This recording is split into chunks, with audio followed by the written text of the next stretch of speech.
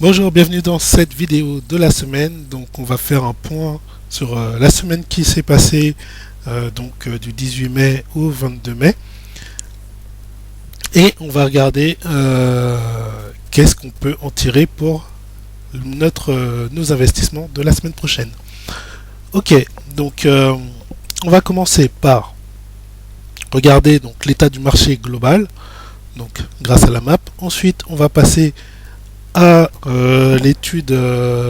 l'analyse technique et graphique donc du S&P, puisque c'est l'indice phare qui représente donc les actions un peu dans le monde. Et ensuite, on va rentrer plus dans les détails en regardant donc les actions par rapport à ma stratégie des plus hauts, donc les actions qui ont donc donné des signaux d'achat. Voilà. Ok, donc on commence par la vision globale du marché.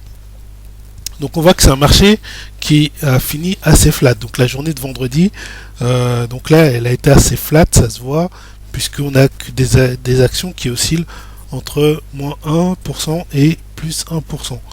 Pour la globalité, après il y en a quelques-unes qui sortent du lot comme Nvidia plus 2,86. Mais si vous regardez même dans cette liste-là, vous voyez que la plupart quand même sont là, c'est un secteur donc qui est en évolution, donc vous n'avez pas de valeur négative très peu. Donc là, on voit plus des valeurs positives qui vont, et on a une valeur négative par exemple mu qui a moins 0,62, mais on a aussi XLNX qui a moins 0,74%, mais la plupart, voilà, elles oscillent entre moins 1% et plus 1%. Après, on a quand même des valeurs à plus 2, puisque voilà, c'est le secteur qui fait ça. Si on regarde ce secteur-là, on est un peu plus dans les moins 1, plus 1. Voilà, donc si on regarde le secteur ici, alors Amazon, ok, c'est moins 0,40. Bon bref, mais globalement, voilà, on est dans cette tranche-là. Secteur financier, ok. Voilà, les banques se font massacrer. Alors, ce qui est un peu impressionnant, c'est le secteur de l'immobilier qui est en train de reprendre de la hausse, alors qu'il se faisait massacrer. Alors, je vais vous montrer sur Stock Charts. Donc là, vous avez par exemple une représentation des secteurs du S&P. Donc on voit que c'est notre représentation par rapport à celle que je vous avais montrée la dernière fois. Donc là c'est sur 200 jours, donc on va réduire ça puisque ça ne correspond pas à la période depuis la crise. Donc voilà, pour savoir combien de jours depuis le plus bas de la crise, donc c'était le 23 mars, le plus bas de la crise sur le S&P. Donc ici sur le S&P, c'était 23 mars, c'était le pic bas de la crise. Donc si vous voulez savoir depuis combien de temps on a eu ce plus bas, plutôt que de faire un calcul de tête, voilà, vous pouvez aller sur Google et vous tapez combien de jours depuis le 23 mars, c'est la date depuis la date qui vous intéresse, et vous avez le nombre de jours qui a été écoulé depuis. Donc ici, ça me permet de régler, voilà, à peu près sensiblement. Donc on passe c'est soit 64, puisque en fait c'est en fonction des jours de bourse. Donc j'imagine que, voilà, pour être sûr de prendre en compte, je pense 64. Voilà, donc ça a pas énormément d'importance, 64-61. Hein. Ok, donc le secteur le plus élevé c'est la technologie. Ensuite, on a plus 8% pour la santé. Après, on a les services et discrétionary, je sais plus. Alors, on va mettre traduire en français. Hop. Est-ce que ça nous traduit ça? Non, a priori, non. Dommage. Dommage. Bon, là, ça ne traduit pas. Ok, donc c'est pas grave, on reste en anglais. Bon, en tout cas, technologie, santé et communication, c'est les trois gros secteurs. Celui qui se fait massacrer, c'est la finance, là, en ce moment. Comme je vous avais dit, l'immobilier, là, il est en train de remonter un peu, mais il se fait massacrer. C'est quand même une action qui se faisait bien massacrer. On a l'énergie aussi, et les valeurs industrielles, et les utilities qui se font aussi bien massacrer. Donc voilà, donc finance c'est une valeur qui se fait massacrer, l'immobilier aussi, utilities là c'est en train de prendre de la hausse, mais c'est par rapport à la crise on est toujours dans le négatif, ça peut encore récupérer. Après on a la santé, donc la santé ça a baissé là, un petit peu en tout cas vendredi, et puis on avait dit qu'il y avait quoi, donc santé, donc technologie et consommation. Donc non, communication, donc c'est dans le vert, mais bon c'est un peu difficile à dire juste comme ça, mais bon, de toute façon c'est assez flat, hein. Le marché est assez mou, a été assez mou, donc globalement on n'a pas des performances de fou, hein.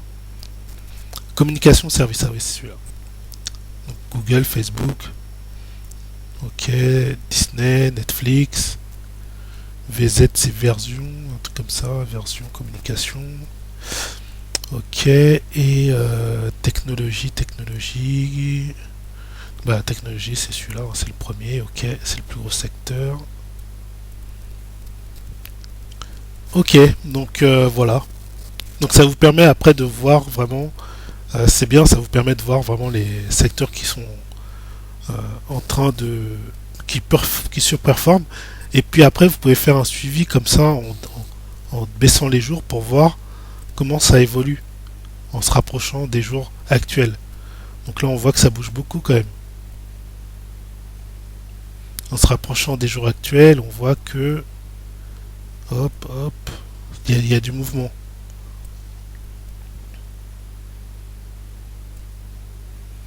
Donc si on prend depuis les, alors je crois que c'est les jours tradés, donc 21 jours, voilà, donc ça s'est déplacé, hein. Hop, la dynamisme, il a plus été, donc l'énergie, la santé c'est en train de baisser sur les derniers jours. Là c'était flat, 2 jours, ok. Voilà, donc on peut dire que la santé par rapport au, effectivement globalement elle était haute, elle s'est bien reprise, mais on voit qu'elle est en train de baisser. Plus on avance dans le temps, et plus on voit que la santé est quand même en train de baisser. On a l'énergie qui est en train de reprendre du terrain. Elle a même fait des bons, apparemment. Donc c'est intéressant à voir aussi comme ça. Vous regardez un secteur, par exemple la technologie là. Vous voyez que avant crise, c'était en hausse.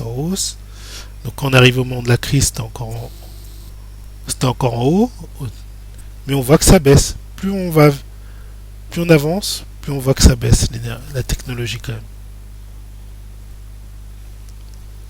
Donc ça aussi, j'avais pas encore regardé ça, mais je vais l'étudier ça.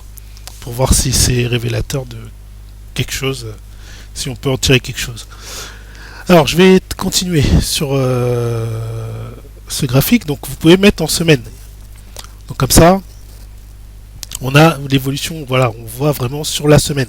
Donc là on voit plus seulement la journée de vendredi, on voit vraiment sur la semaine. Donc par rapport à la semaine, on est quand même bien. Par rapport à la semaine, on voit qu'il y a du vert. Donc la semaine, quand même, sur le marché a été positive. Donc le secteur technologique s'en est bien sorti, finance aussi, communication, service, oui. Voilà, après la santé, par contre, on voit que c'est en déclin, effectivement. Ouais, tout ce qui est santé, là, c'est un peu en déclin. Tout ce qui est industriel, tiens, l'industriel est en train de bien monter. L'énergie, basic materials, utilities, l'immobilier, c'est en train de monter. Les consommations défensives, tout ça, là, c'est pas terrible. Ok. Voilà, donc ça vous permet de voir sur la semaine vraiment comment ça s'est passé. Ok, donc à savoir en plus que ouais, je vais vous montrer un truc tout à l'heure. Je vais vous parler de Renault et du secteur automobile. Je vais vous montrer ça tout à l'heure. Ok, donc maintenant je passe à la suite. On va voir donc les valeurs avec le screener, les valeurs d'actions qui ont surperformé. Donc on va regarder aussi en fonction de mon tableau. Donc on va faire aussi donc l'analyse de mon tableau. Déjà, donc ce qu'on peut voir au niveau de mon tableau, c'est que alors par rapport à la semaine passée, il y a une évolution de la semaine dernière. Ok, donc hop. Alors je vais vérifier un truc. Oui, donc c'est bon, je suis bien en live. Désolé, parce que j'étais pas sûr d'être en direct là, du coup. Voilà, donc on est sur la capture d'écran de la semaine dernière. Donc on avait un profit de plus 5,31% et donc une capitalisation qui comprend, en comprenant les profits, de 2225 euros. Et là, la capitalisation donc vraiment d'investissement, elle est de 1954 euros. Avec les pertes et profits, on est à 2225 euros. Donc on a une progression, on a une performance de 5,31% depuis sur tout ça. Ok. Et maintenant, on va regarder par rapport à la situation actuelle. Donc là, au jour d'aujourd'hui, donc le 24 mai 2020, on est à plus 8,86% et on est sur une capitalisation de 2700, mais la capitalisation, donc l'investissement que j'ai fait, l'investissement sur toutes les actions est de 2500, donc lui aussi il a monté puisqu'il est passé de 1954 à 2500, mais les profits aussi ont augmenté, voilà, de environ plus 3% à peu près. Ok, donc sur une semaine, voilà. Donc les dernières valeurs que j'ai prises, donc je vais les classer ici en date d'ouverture. Hop, ok, voilà. Donc les dernières valeurs, c'est celle-ci. C'est tout ça. Donc il y a JD, PW, TBio et Temus. Donc on peut prendre aussi celle du 15 puisque c'était lundi. Voilà, donc en gros j'ai 6 actions qui n'apparaissent pas dans le précédent bilan normalement. Ok. Donc ce qui fait... Alors au niveau, j'ai un peu changé le tableur depuis. En fait j'ai mis le stop loss. Donc en gros j'ai ici le prix d'ouverture. Donc ça c'est mon écart stop loss, c'est pour moi pour régler sur certains. Par exemple sur plus 500, je peux mettre un stop loss suiveur en fonction de l'écart entre... donc je me calcule l'écart de stop loss, mais ça on s'en fout. Le capital, donc le capital c'est le prix de le prix du cours de l'action fois la quantité que je prends. Donc ça c'est ici là c'est un calcul qui me dit en fait combien de quantité je devrais prendre pour que chaque action fasse 65 euros à peu près. Et voilà. Est une capitalisation, enfin pour que j'investisse à peu près 65 euros sur chaque action. Voilà. Bon, bref. Après, ça dépend. Quand vous avez une action à 107 euros, c'est sûr que je peux pas avoir 65 euros, à moins de la prendre par exemple sur plus 500, ou des fois il y a des... c'est comme c'est sur des CFD, on peut prendre des fractions d'actions. Mais globalement, normalement, on est censé pouvoir prendre qu'une action. Bref. Donc ça, c'est la quantité prise réelle ici. Donc ça fois ça donne 107 euros. Par exemple ici, sur CC, 23,95 x 4, ça donne une capitalisation de 95 euros. Et ça encore, on s'en fiche. Le prix d'ouverture et le stop loss, c'est ce qui est le plus important. Donc voilà. Donc j'ai un écart que j'ai que je me suis fixé un écart, un stop loss, enfin une distance de stop loss. Donc à chaque fois que voilà, donc mon stop loss à l'ouverture, il est de 70,74. Après, j'ai un stop loss suiveur. Donc ça veut dire qu'à chaque fois que l'action va monter, mon stop loss, lui, il va se déplacer vers le haut. Mon prix de clôture, il va se déplacer vers le haut. Donc là, par exemple, depuis le début, il est passé de 70 à 75,25. Donc ce qui me met en... Pourquoi je fais ça? Ça me permet de protéger mes gains. Parce que si le cours monte beaucoup, par exemple, je sais pas, il prend 300%, et qu'à un moment, eh ben, il fasse un gros repli qui tape qui, je sais pas, qui baisse de 100%, de moitié, on va dire. Allez, disons qu'il baisse de moitié. Donc, disons que le cours passe de 100 à 400 euros. Et que après, une fois que c'est arrivé à 400 euros, en quelques semaines, en 2 semaines, ça passe de 400 à 200 euros. Et ben, ce serait bête de clôturer à 200 euros, même si je serais toujours en profit, alors que je peux peut-être sortir plutôt, peut-être à 320 euros par exemple. Imaginons que je sors à 320 euros, je sors avec plus de profit. Ok? Donc en fait, ça sert à ça un stop loss suiveur. Enfin, en tout cas dans ma stratégie. Ça sert à protéger mes gains d'une trop forte baisse. Ok, donc là après je mets le cours actuel. Donc ça me calcule la performance actuelle. Donc ça c'est vraiment ce qui va être intéressant. Donc de savoir la performance actuelle. Donc la performance actuelle. Alors je vais par contre reclasser toutes mes...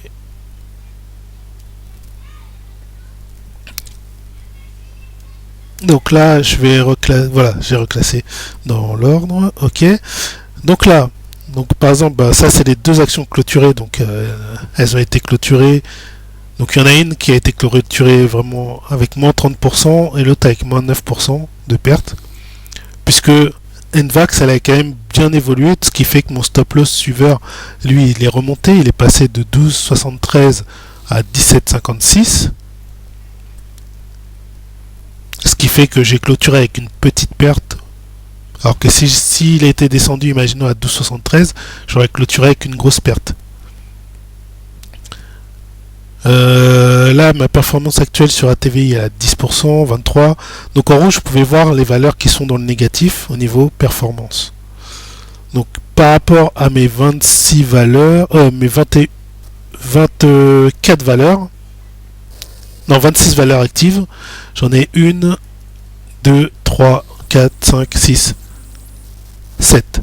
Donc j'ai 7 valeurs sur 26, donc j'ai un gros pourcentage de valeurs dans le positif. J'en ai une qui est à plus 86, donc ça c'est la plus forte hausse. C'est VRML. Et voilà. Bon. Je sais pas si ça a été clair. Mais bon voilà. Alors, ce que on va pouvoir faire, c'est regarder donc au niveau des valeurs donc du screener, celles qui ont été sorties, celles qui ont été détectées par le screener vendredi. Donc vendredi, en classant par capitalisation boursière, on a Nvidia qui est sorti. Donc c'est la plus grosse capitalisation boursière des actions que mon screener a détecté. Donc Nvidia, elle a fait un nouveau plus haut. Donc par exemple, on va la mettre ici. Et on va regarder ce nouveau plus haut. Donc voilà, Nvidia c'est une valeur technologique, c'est les composants, les puces. Par exemple dans votre ordinateur vous avez du Nvidia. Et donc là on peut voir que clac c'est haussier, effectivement elle a été tapée un nouveau plus haut. Brièvement, mais elle a été tapée un nouveau plus haut. De pas grand chose, hein. Le dernier plus haut avant ça, c'était à 363,50 et là 363,72. Donc vraiment très léger, mais voilà, c'est un nouveau plus haut. Donc ça a été détecté par le screener. Ok, ensuite on a Shopify que j'ai en portefeuille. Hop, Shopify, donc là il a marqué un bon plus haut. Donc le dernier plus haut c'était hier, c'était jeudi, qui était à 809,87 et là c'est monté à 826,38. Donc Shopify, il est dans ma liste, il est ici. Donc moi j'en ai pris 0,2 en quantité, ce qui me fait une capitalisation de 138 euros. Et donc un profit actuel, donc performance actuelle ici, de 18,88% sur Shopify. Donc c'est sympa. Bref, après il y en a plein. Vous voyez, il y a même eBay. D'ailleurs, je me disais eBay est mince. D'ailleurs, je me disais eBay est quand même intéressant.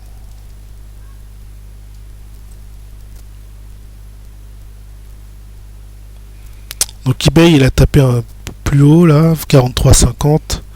Et je crois que le dernier plus haut c'était à 43,34. Ok. Voilà pour eBay. Ok. Et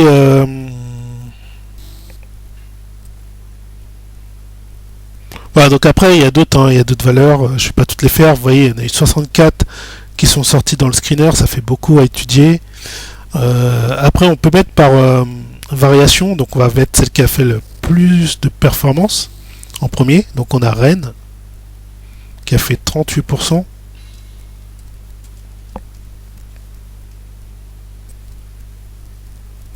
Donc on a Rennes. Ah ouais, voilà, quel beau signal.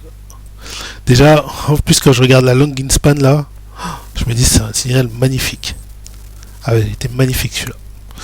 Donc là, on avait, si on regarde comme je le fais un peu pour le Bitcoin et tout ça, sur le marché du Bitcoin et même le S&P et le pétrole et l'or, si on regarde la long span, on aurait pu acheter à 1,50 et là on serait à 4,21, magnifique. Alors par contre, bon, on n'était pas sur des plus hauts, sur un signal de plus haut, mais voilà, on est passé en plus haut depuis 3, a priori 3,19. Ah oui, bah j'ai mon nouvel indicateur, donc j'ai codé un nouvel indicateur d'ailleurs. Voilà, hop. Donc ça c'est moi qui l'ai codé. Bon bah là c'est vrai que ça ressemble à rien. Tiens. Normalement c'est pas comme ça que ça devrait sortir. Ah, j'ai un petit souci sur l'indicateur, je regarde. Ah ouais, c'est normal, mais en fait, c'est vrai que là, enfin, je vais pas vous l'expliquer sur cette valeur, parce que sinon vous allez rien comprendre. Donc je vais prendre une autre valeur, je vais vous expliquer sur une autre valeur. Donc bref, on va continuer, et puis je vous montrerai après cet indicateur-là. CLSN. Donc CLSN, la deuxième plus grosse progression. Donc pareil, on avait un signal là, boom de sortie. Mais bon, nous on a le plus haut, je crois qu'on était plus, je dirais, enfin là, je sais pas tout le, je crois, ah si, j'ai tout l'historique sur un an. Ok, donc sur un an, mon plus haut il était à 2,19. Ok, voilà, donc mon dernier plus haut était à 2,19. Ok, voilà, très bien. Et puis est-ce que j'en fais une autre? Bon, allez, on va s'arrêter là. Et puis on a le volume. On peut classer par volume. On a Nvidia qu'on connaît déjà, c'est l'SN, je viens de le faire. On a Zynga qui est dans ma liste. Donc très bien, on va regarder. Donc Zynga qui est dans ma liste. Qui a fait un nouveau plus haut aussi du coup. Donc Zynga 8,38. Donc hier on était en bougie jeudi on était en bougie baissière, la veille. Et là on est remonté encore. Donc c'est super. Alors je vais tenter donc mon nouvel indicateur maison. Voilà. Donc là, voilà. Là c'est représenté un peu comme je voulais. Ok. Donc qu'est-ce que c'est que cet indicateur? Cet indicateur, c'est un indicateur pour mes valeurs mes actions liées à la stratégie des plus hauts. En fait, ça m'indique les derniers plus hauts.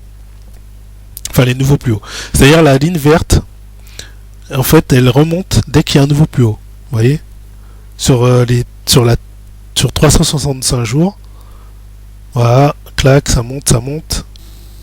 Donc, tant qu'il n'y a pas eu de nouveau plus haut, enfin, dès qu'il y a un nouveau plus haut qui intervient avant les 365 jours, ça monte.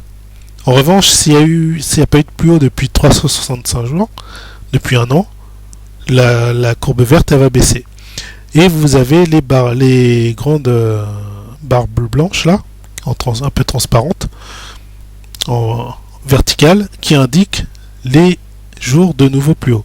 Donc toutes les journées où il y a eu un nouveau plus haut, vous avez une barre blanche qui apparaît. Ok.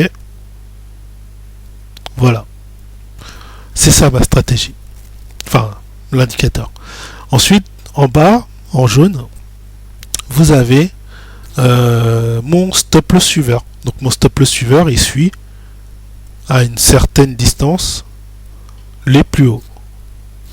Et par contre, quand il y a un retournement du cours et qui fait plus de nouveau plus haut et s'il descend et qui tape mon stop loss, j'ai une barre rouge qui va apparaître au lieu d'une barre blanche. Donc par exemple, je vais vous montrer sur quelle action je vais montrer ça. MN ou sur... Non, je vais prendre... voilà. Mon action qui aurait pu être mon action favorite, NVAX. Donc NVAX, voilà. Alors il y a un truc qui va pas avec ce nouveau plus haut, parce que là, normalement j'étais déjà en nouveau plus haut. Donc je pense que 365 c'est pas le bon réglage. Voilà, donc j'ai fait la modif. Encore une fois, Google est mon ami, puisque voilà, donc j'ai pu voir qu'il y avait 253 jours dans une année, sans les week-ends, sachant qu'en plus les marchés, il y a des jours fériés, etc. Donc j'ai mis 250 et encore je suis peut-être un peu trop haut, c'est peut-être 240 avec les jours fériés. Et donc, bon bref, ça me donne à peu près une estimation, voilà, du vrai plus haut. Voilà, donc j'ai en vert un nouveau plus haut qui a été fait le 8 avril. Puisqu'en fait, par rapport à ce qui s'est passé, à un moment, le cours était peut-être était à 51 dans le passé. Puis il est redescendu, redescendu. Et donc là, on a eu un nouveau plus haut qui s'est fait ici, qui relance donc la machine.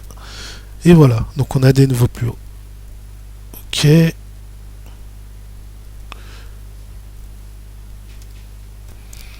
Voilà, et donc moi j'ai eu finalement j'ai eu deux signaux de vente. Donc là vous voyez ici, donc c'est en rouge ici, hein. Bon, c'est vrai que j'ai mis faible, j'ai pas mis une forte intensité sur les pour pas que ça gêne la vision. Ça je vais l'enlever parce que ça me gêne. Ok, voilà, donc et je vais enlever ce truc de Bollinger. Voilà, donc comme ça on a que cet indicateur là. Donc là, on a un signal de vente là en rouge ici. On avait une journée signal de vente et là une deuxième journée signal de vente. Donc moi, j'ai vendu à peu près dans ces eaux-là. J'ai clôturé le NVAX le 4 mai. Donc le 4 mai, voilà, c'est quand on a eu. Donc on a le 1er mai, on a eu le signal de vente et donc le lendemain, donc clôture. Le clôture du 1er mai, on a le signal de vente. Et le lendemain, j'ai clôturé. Enfin, le lundi. Puisque c'était le vendredi, le signal de vente. Le lundi, j'ai clôturé. On a eu encore quelques journées une journée où il fallait clôturer le 6. Donc le 7, on aurait fait la clôture si on n'avait pas clôturé avant. Et boum, après, c'est parti en nouveau plus haut, nouveau plus haut, nouveau plus haut. Et là, c'est en train de redescendre. Et vous voyez mon stop suiveur. Lui, si on n'avait pas pris... si on n'avait pas stoppé le cours, si on n'avait pas clôturé ici, on était resté. Donc on aurait pris toute cette performance. Là, le cours, vous voyez, il est en train de rechuter méchamment, très très fortement ces derniers jours. Et donc il y a des chances qu'ils viennent taper contre le stop loss, le stop suiveur, mais du coup on va sortir, enfin si on était investi, on sortirait quand même bien avec un bon gain, parce que on a adapté le stop à l'évolution du marché, à l'évolution de l'action. Voilà. Donc par exemple, si imaginons le cours vient taper ici, en termes de performance, donc j'étais rentré à peu près ici, j'ai dû rentrer le 8 avril, quelque chose comme ça, le 20 avril, peut-être je suis rentré un peu après, ouais, c'est possible. Ouais, il y a eu de toute façon des nouveaux plus hauts et puis j'ai dû rentrer après. Ouais, donc voilà, donc je suis rentré le 20 avril ici, et si on clôture, donc si le plus haut, au tout plus haut, on aurait été à 135%, donc là ça redescend, actuellement non, on sera à 76% de profit, et si ça vient taper le stop suiveur, on sera à 57, on clôturera à peu près à 58% de profit. Enfin, dans l'hypothèse, on sera encore sur NVAX. Ou je serai encore sur NVAX. Voilà pour l'explication de ce nouveau indicateur. Bon, là, je fais brièvement. Peut-être que je ferai une explication plus... à l'avenir, je ferai une explication plus détaillée. Et encore, je suis en train de travailler. Et là, je suis en train de faire une stratégie. Donc là, je suis en train de tester d'ailleurs la stratégie.